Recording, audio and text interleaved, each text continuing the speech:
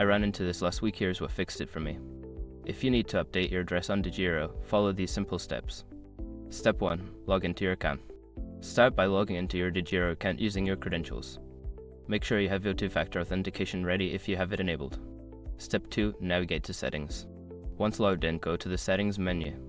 You can usually find this in the top right corner of the dashboard. Step 3. Select Personal Information. In the Settings menu, look for the option labeled Personal Information or similar. Click on it to access your current address details. Step 4. Update your address. Edit your address by entering the new information in the provided fields. Double check for typos, as errors can lead to issues with your account. Step 5. Confirm changes. After saving your new address, you may receive a confirmation email. Make sure to check your inbox and confirm any changes if required. Remember, it might take a little time for the changes to reflect in your account.